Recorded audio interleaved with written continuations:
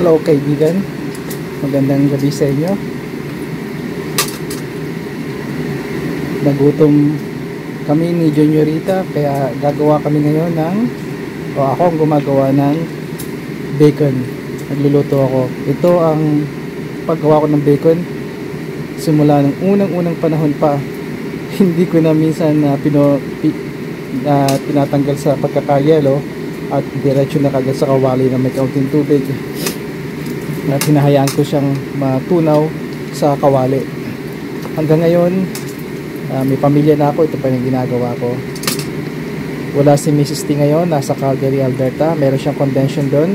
Isang linggo siya doon, kaya pinaghanda naman niya kami ng binili kami ng mga pagkain dito para hindi kami magutom. Pero ngayon, almost 12 o'clock na. Kagagaling lang ni Juniorita sa kanyang campus at sa Glendon campus at nagugutom siya, kaya ito nakakain kami mag-ama, tulad na si Bunsonita ko. Kaya ngayon bukas ay malapit na mag Friday, huling araw na ng busy week, kaya looking forward sa araw na yun, Sabado at Linggo.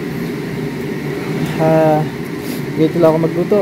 At yung maingay nga pala na yun ay yung aming ito yung ginawa yung in-upgrade namin yung aming exhaust fan. At this is very powerful. Malakas to. Yung typical na mga nakikita nyo sa mga kabahayan nasa a little over 100, maybe 90 to 120 yung CFM nya. 900 ito. Kaya yung amoy nito ay hindi yung maamoy sa kusina sa kabahayan. Kaya good job, Rod. Alright, tapos na yata to.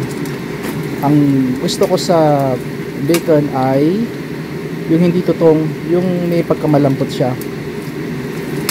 Kaya ito, pero okay na to.